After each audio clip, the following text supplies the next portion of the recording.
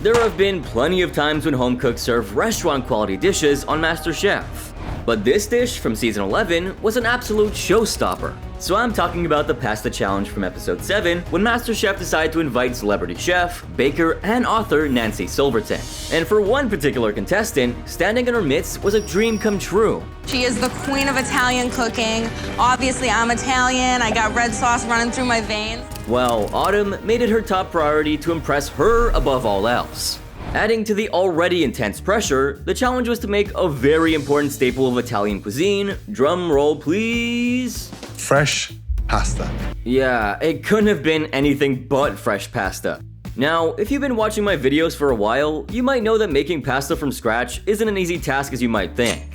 Although pasta is a blank canvas that can take up any flavor or seasoning imaginable, Chef Ramsay made it a point to remind the contestants of something really crucial. If you're not careful making fresh pasta, trust me, that can sabotage your entire dish. In other words, it all comes down to how you prepare the pasta. And thankfully, Joe and Chef Nancy stepped up to show the home cooks exactly how it's done. We're gonna make orecchiette from the region of Puglia. So we use 4 yolks, 2 whole eggs. And Chef Nancy was very precise, something that absolutely blew the home cooks' minds away. Down and let it roll like that. And you want to invert it. Meanwhile, Joe couldn't help but add a dash of humor. The old lady with the big apron on. You calling me the old lady with the big You're apron not on? a story. Careful, careful. Anyway, jokes aside, Joe joined Nancy to prep the sauce as Autumn soaked up every step without missing a single beat. I'm gonna slowly saute them with the garlic, a little bit of salt, anchovies. You see, Italian cuisine is all about simplicity, and all it took was just 3 ingredients to whip up a restaurant-worthy classic Italian pasta. A MasterChef legend and her humble assistant make a bowl of orecchiette and cima di rape. Thank you. With that little demonstration out of the way, it was now time for the home cooks to get cooking and whip up their own killer pasta dish. And guess what? Whoever won the challenge would receive a next-level prize. Get an exclusive VIP dinner for 2 at Osteria Mozza here in Los Angeles. Yeah, if that wasn't incentive enough, then I don't know what is. Anyway, soon enough, the 60-minute challenge had kicked off and all the contestants rushed to get things started. As for Autumn, this is what she had in mind. I'm doing a beet and ricotta tortellini. But that wasn't all. She decided to go the extra mile and add a little twist to her dish while she was at it. I did 2 pastas, and I'm gonna try to do them striped for the tortellini. Given her Italian background, her desire to experiment with pasta wasn't exactly a surprise for Chef Ramsay, but would she be able to wrap up in time? And here's the thing. She came from a family with a long-standing tradition of making pasta, and if she messed up today, she wouldn't be able to face anybody back home. The pressure was real, but Autumn was determined to see it through. Halfway through the cooking, and Autumn's dish had already managed to grab the judges' attention. She's doing a beetroot-flavored pasta with a normal pasta. That's cool. When judgment came calling, it was now time to see who cooked up the ultimate pasta dish. The judges meandered around the kitchen, eyeing each plate and giving a taste of the sauces. And once they reached Autumn's station, Chef Nancy was quite surprised. That is a stunning dish. I hope it tastes as good as it looks. Oh, things were definitely looking up for her. Even from a plating perspective, she was running away with the competition. But as you all may know, it all comes down to taste at the end of the day. So, was she able to deliver? As it turns out, Autumn comfortably made it into the day's top 3 dishes. My nonna would be really proud. This is her recipe, and I did this all for her. And believe me, it was a hell of a showstopper. Lemon, ricotta, and beet tortellini, white wine, and leek sauce, and some pea tendrils. Ugh, gee, I'm suddenly hungry now. Chef Ramsay had plenty of praise for her, though. And this dish screams attitude and passion. It was truly one of Autumn's best creations yet. But as you know, above all, Autumn wanted to impress her role model, Chef Nancy. Let's see what she had to say about the dish. One of the most difficult stuff, pasta shapes. Really well balanced, huh? The fact that she aced one of the trickiest pasta shapes and even put her own spin on it really showed off her skill and passion. And then there was Joe, the king of nitpicks, but this time he couldn't find a single thing to complain about. The sauce is just the right reduction of intensity. Structure of the tortellini are perfect. As for Aaron, I just love how refined it is in its flavors, you know? suddenly Autumn was surrounded by a wave of compliments and she couldn't have been happier. I mean, imagine hearing something like this from someone you've looked up to for your entire life. I wouldn't get rid of anything on the plate. It's perfect. Thank you so much. But it was Chef Ramsay's comments that put a nice little bow on everything. I'd be happy to serve that in my restaurant this evening. It's that good. Well done. Autumn swept the win that day, no contest. However, despite having the best dish in the challenge, something tragic happened with this next contestant. After losing the 101 Farmers Challenge, Andrea found herself facing off the remaining contestants in a challenge which was a classic in all-American sense. Contestants had to whip up a dish that screamed quintessential Americana. Any ideas on what the dish might be? Sausage in a bun. Classic indeed. But as always, there's a catch. MasterChef-worthy sausage from scratch. Yeah, you heard that right. The contestants had to start from scratch. And to pull this feat off, the home cooks had just 60 minutes to complete it. And Andrea wasted no time in getting things started. I need to go to the gym. Sometime later, when Judge Edward Lee swung by Andrea's station to see what she was cooking, her response had everyone around her drooling for more. What's going on top? I'm doing some beer, butter, caramelized onion. But despite being from Miami, Andrea decided to go outside of her comfort zone and take the Midwestern route. A currywurst ketchup, and then a pretzel roll. And guess what? She had the perfect explanation to Edward's concerns. I'm a traveler, and I love food from other countries, so that's what I'm giving you guys today. Andrea was quite confident that she could nail the dish, if only she had a little bit more time on her hands. With less than a minute left, Andrea did something unthinkable. That's not working out. What's Andrea doing? She's running out of time. Yeah, she put her sausage back in the pan, and the judges start to get really concerned. Andrea, move! There was barely any time left for her to walk her plate to the front, and Chef Ramsay was real worried. Andrea, you've got to be down here! Would Andrea really be able to make it in time? She didn't make it. Well, she was 3 seconds late. Yeah, 3 seconds. This had to be a first in the history of MasterChef. She was so caught up in making sure that everything was perfect that she completely neglected the fact that she had to bring the dish up in the end. Anyway, Andrea was the third contestant to have her dish tasted. Was it really worth the extra handful of seconds? Well, let's check it out. This is a bratwurst sausage, toasted pretzel bun, tomato curry sauce, beer, butter, caramelized onion. It was perfect. It was so good that Chef Ramsay couldn't help but pass it around among the contestants for a taste. Beautiful. But the famous chef was nowhere near done with the praises he was singing. Seasoning is on point. The texture and the ground, the size of the way you ground that meat. What's more, Chef Ramsay thought that it was a recipe that was worthy to go in one of his books. And Andrea was on cloud 9. However, when it was time for the results, the judges seemed to be taking more time than usual. And the reason? Well, it all came back around to Andrea. Everybody needs to be down on that front bench within the 60 minutes. She was not. Chef Ramsay tried his best to defend her for having the best sausage of the bunch, but Chef Christina was really firm about the rules. I don't think we could have made it any more clear. She had the best sausage of the night, okay? Finally, a decision was made. Chef Ramsay walked up to the front to share the news. You arrived 3 seconds after time was up. Andrea, for all the deliciousness that she put into her dish, broke an important rule along the way, and she would pay the price for it. One of the youngest, inspirational amateur chefs we've ever had, sadly, going home, not going into the top 10. Andrea's time on the show came to an abrupt end, making her the second person to have ever been disqualified. Poor Andrea couldn't hold back tears, admitting that she totally screwed up. Chef Ramsay, however, urged her to keep cooking. You have been incredible. You shouldn't be this good at 21. Thank you. Despite the tragic turn of events and getting kicked off the show for a 3-second delay, Andrea walked out of the MasterChef kitchen with her head held high in the end. After all, she did make the best dish of the challenge, and no amount of technicalities could ever take that away from her. But hey, let's keep the momentum going, because this next dish came very close to Andrea's level of perfection. So, episode 10 of season 3 was a wild ride, all thanks to an intense pressure test. But there was one contestant who rose up to it in such an amazing fashion.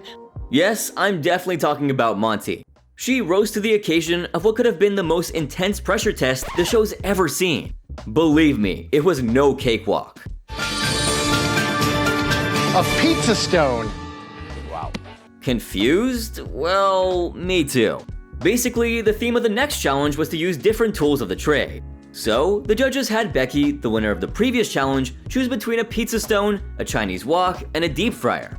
While she took the easy route and chose the deep fryer for herself, she gave the pizza stone to everyone else. The home cooks had to utilize the pizza stone to make one dish that would be their ticket to the top.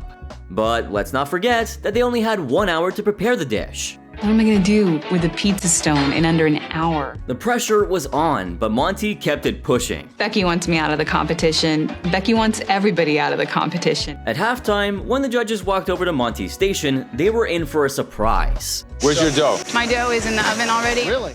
Monty was working at lightning speed. The judges couldn't believe that her dough had already hit the oven. And this piqued Joe's curiosity about what she was making. And her reply wasn't exactly what he was expecting. Making a soda bread, I make it for my son all the time. A soda bread? He was genuinely surprised. But Monty was unfazed. I'm gonna make a pureed carrot soup with a touch of ginger and lemon zest. Given her colorful description, Joe was really skeptical. But he was really curious to see if her confidence would show in the end result. However, hey, what's a story without a good plot twist, huh? And she's now roasting the carrots and blending them into a carrot soup. I mean, completely all over the place. Despite being the first one to get to the oven, Monty had hit a roadblock. With time running out, she still seemed to be working on her carrot puree. Things weren't exactly going in her favor, and Monty was left scrambling, unsure how to fix the issue. But her nightmare didn't end there. It was just the beginning. As Monty was working on her puree, something unexpected happened. I'm definitely. It left everyone shocked in the realest sense of the word. Chef Ramsay immediately rushed towards her station to check what was going on, but he immediately stumbled over something else entirely. Uh-oh. What happened? You burnt the bread? Out of all things that could have gone wrong, it had to be this. Holy freak out, Batman. This is my main dish. The bread was the star of the dish, and without it, all she had was a bowl of carrot soup, which, by the way, wasn't even ready yet. All of Monty's efforts had quite literally gone up in smoke. But with just 5 minutes left on the clock, there was no way she could start from scratch. The pressure was at its peak, and Monty could barely think straight. The only thing left for her to do was to salvage whatever she had at hand. And so, she took a deep breath and got to work as Joe looked on in horror. Go slow, go slow, go slow, go slow. The judges had no hope for her dish. I mean, we all saw what happened, right? Plus, none of the contestants actually considered her a threat in the first place. But this isn't like the best budget cooking mom's show, you know? She's not a MasterChef. Anyway, she was eventually called to the front to present her dish, and just as she walked up, Joe had a genuine question for her. How do you make soup on a pizza stone? That's a pretty valid ask in my book. Now, let's not forget that the contestants had to use a pizza stone, and Joe was visibly perplexed how Monty whipped up a soup from it. However, Monty's reply really turned the tables. I roasted carrots on a pizza stone and I pureed them. But wait, it wasn't just the carrots. I made soda bread on the pizza stone as well, what I would cook for my son and I on a rainy day. She had certainly thought it through, huh? What's even more impressive was the sentiment behind the dish. But as you know, MasterChef values quality far more than sentimentality. And I don't think I have to remind you about what happened to her bread. Anyway, Joe took a bold step and dug in. I love the soda bread. It has a depth of flavor. Every ingredient makes sense. Yeah, for the very first time, something that he was skeptical about truly won his heart. And he didn't stop there. And I would like to, on a rainy day, eat that whole bowl. Coming from Joe, this was a huge compliment, especially after all that Monty had just gone through. As for Chef Ramsay, well, let's say that his reaction was even better. Soup's delicious, but the bread is phenomenal. Great job. What's more is that he wanted to know if this was just a fluke or if she really knew how to nail this one. And Monty came back with a bold reply. I'm not a fluke, sir. Well done. Thank you, sir. Pretty well done. Ah, you owned it, Monty, totally. It was like a slap in the face for all the naysayers both on the show and watching from home who had absolutely no faith in her as a cook. In the end, Monty's soda bread with carrot soup was the best dish of the night, mistakes be damned. But here comes a contestant who made an impression the moment that he set foot in the competition. For this one, we're going back to the season 10 auditions when one contestant wowed the judges with both his humble personality and bold dish.